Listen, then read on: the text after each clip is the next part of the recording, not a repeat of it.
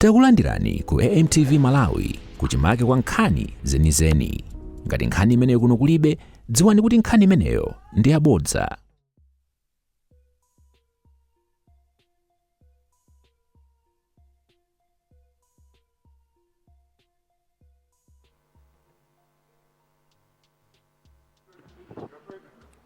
Shall we pray?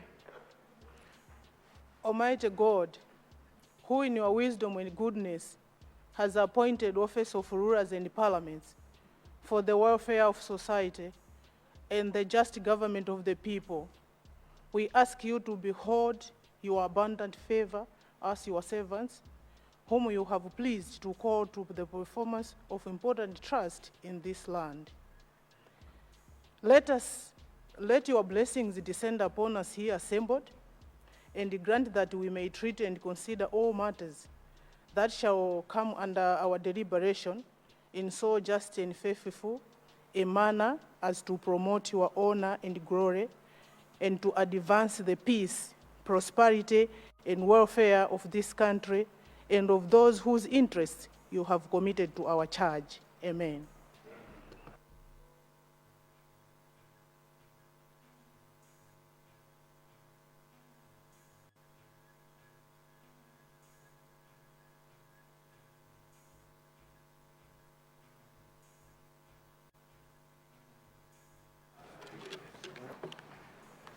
General business, communication from the chair. Good afternoon, honorable members. Welcome from the weekend. The chair has got no communication to make. Thank you. Government business. 3A, mid-year budget review motion. That this House do consider the mid-year review of the performance of the budget for the 2025-2026 financial year. The Honorable Minister to wind up debate. Honorable Leader of the House. Good afternoon, Madam Second Deputy Speaker. Welcome back to Parliament on a Monday. Similarly, good afternoon, all honorable colleagues. I hope we had a blessed weekend. As indicated on Friday, today the Minister of Finance will wind up debate, and thereafter we proceed into the Committee of Supply. It is our wish, it is our desire that the Committee of Supply be concluded today, so that we have got some time to dispose of other business. We've got a bill whose committee met over the weekend. We need to also have that processed. And a few other things that we would want to bring on the floor, taxation bills. So I thought if we could deal with the budget today and then attend to other important matters starting tomorrow. Madam Second Deputy Speaker, I submit. Thank you so much, Honorable Leader of the House. Point of order.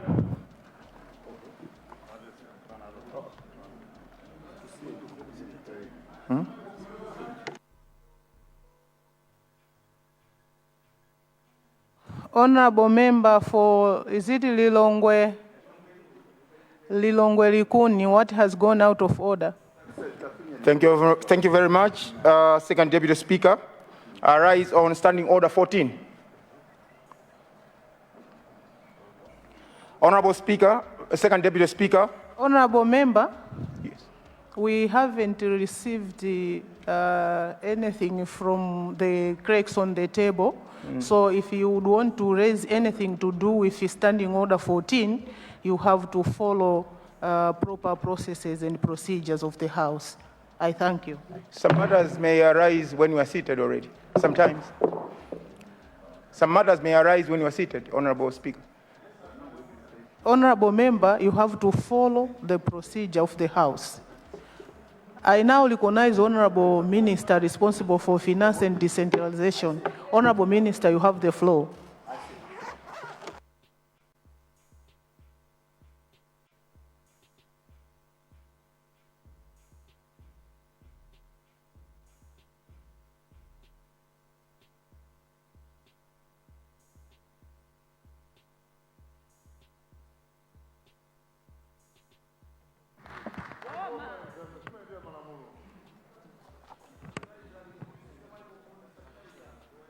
Madam Second Deputy Speaker, I stand here now before the August House to respond to the comments raised by honorable members on the 2025-2026 media budget review statement, which I presented on 21st November 2025. Before I do so, let me register my appreciation and thank the spokesperson of political parties, the chairpersons of Budget Committee, and all honorable members for their constructive comments and suggestions. Mr. Speaker, sir, I wish to assure the honorable members that I have taken note of all issues raised, and my ministry has carefully reviewed the recommendations on this mid-year budget.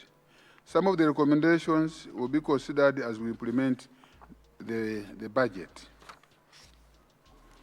Issues raised by the chairperson of the Budget Committee. Madam Second Deputy Speaker, allow me to respond to the issues raised by the Budget Committee on the 2025 mid-year budget. First, I would like to highlight some of the reform measures that the committee has recommended or commended government as follows. And the committee has commended the proposals on suspension, on promotion, recruitments, and payroll audit. It also recommended control of expenditure through the announced austerity measures in the public service and increased allocation towards domestically funded projects. In addition, Madam Second Deputy Speaker, the committee has also raised a number of issues, and I would like to respond as follows. The Budget Committee has raised a concern about the 20 billion increase in generic goods and services, despite the introduction of austerity measures in the mid-year budget. Madam Second Deputy Speaker, I would like to explain that the increase was necessitated by the need to provide additional resources to institutions that had depleted their budget allocations by 30th September 2025. Otherwise, if the expenditure measures were not considered in the mid-year budget, the increase on this budget line would have been even much more higher. In addition, Mr. Speaker, sir, Madam Speaker, sir, as we are aware, it will take time for the austerity measures that we have instituted to start yielding results and have impact on our revenues, and yet the resources are required now. Madam Second Deputy Speaker, I would like to assure the August House that government is fully committed in the implementation of the announced austerity measures. It is expected that in the remaining months of 2025-2026 financial year, 44 billion savings or more will be made from travel restrictions, freeze on procurement of motor vehicles, and reduction of staff in embassies.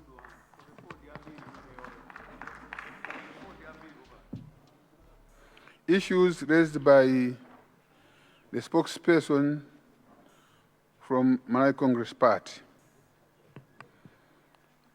Madam Second Deputy Speaker, before commenting on the issues raised by the spokesperson of the Malawi Congress Party, I would like first the MCP to accept that they have caused the challenges that we're experiencing now, and it is only fair and proper that they need to take a deep reflection of what they say. If you ask any person, any Malawian, whether it's from Chitipa, Nsanje, or Palombe, they will tell you that the problem that we are experiencing now is because of mismanagement and lack of fiscal discipline by the Malawi Congress Party. Let me also quote what IMF said when they were cancelling the IMF program. They said, The program faced challenges, including fiscal indiscipline, difficulty in rebuilding foreign exchange reserves, and an unresolved external debt restructuring process. So one of the key issues why the IMF was cancelled, it was because of fiscal indiscipline. Mr. Speaker, sir, I therefore ask our colleagues in the opposite side of the aisle to accept the reality rather than playing holier than thou. It is my hope and prayer. It is my hope and prayer that it is also my hope and prayer that you also wish this country well, and that you wouldn't want Malawians to continue suffering. Madam Second Deputy Speaker, the spokesperson for MCP informed this August House that government's freeze on recruitment and promotion will cripple public service delivery. I would like to differ on that allegation.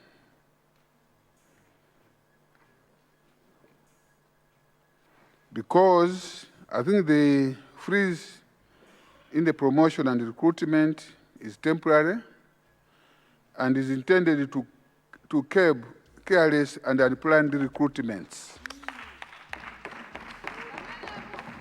Mr. Speaker, Madam Speaker, Second Deputy Speaker, I would like to bring to your attention the fact that from April to September 2025, I repeat, from April to September 2025, that's in 6 months, the Malawi Congress Party government recruited 33,000 officers and promoted 31,953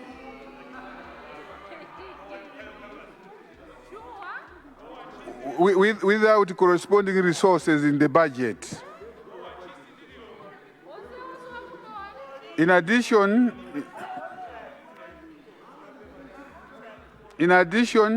Madam Second Deputy Speaker, many officers were recruited on contract basis. Madam Second Deputy Speaker, many officers were recruited on contract basis, irrespective of grades in various MDAs. This is clear evidence of irresponsible public finance management. Madam Second Deputy Speaker, the spokesperson for Malawi Congress Party also raised the concerns about additional 512.6 billion in 2025-2026 mid-year budget. The following are the major reasons why we are spending 512.6 billion. The first one, Madam Second Deputy Speaker, is to provide resources for institutions which had depleted their annual budget by mid-year, such as the state residences, OPC, and Office of the Vice President. Secondly, it is to provide additional resources, almost 196 billion, to clear the backlog on gratuities of retirees. B, to provide additional resources, 129.6 billion, for the FISIP because of increased number of beneficiaries from 528 and 20 to 1,100,000 beneficiaries. Secondly, or thirdly, is to provide additional resources, almost 100 billion, for public debt interest, another statutory budget line. The other reason why we have that increase is also to provide additional resources, almost 98.5 billion, for wages and salaries, which is also a statutory in nature and is unavoidable. The other reason is to regulate additional expenditure, the 50 billion on elections, and also provide for by-elections that are coming. Madam Second Deputy Speaker, allow me now to react to the comments that have been made regarding the tax issues I presented. First, I wish to express my gratitude to the honorable members of this August House, civil society organization, private sector representatives, and the general public who have taken time to comment on the tax measures contained in my mid-year budget statement. Much of the debate was centered on the three key issues. The first was the adjustment of the pay as you earn. Secondly, it was the reduction of the threshold for the supernormal profit from 10 billion to 5 billion, and the introduction of capital gains. The introduction of capital gains for gains tax on shares held for more than 1 year. On the payee adjustment, Madam Second Deputy Speaker, some commentators have expressed concern that the revised structure may disproportionately affect low-income earners. I would like to differ and clarify that this is not the case. I have already demonstrated, I think, to Chair of Budget and Finance. I also did the same to the spokesperson for UTM, that actually this structure favors those that are already paid. This structure that we have proposed. Osaiwala kupanga subscribe ku channel ya AMTV Malawi.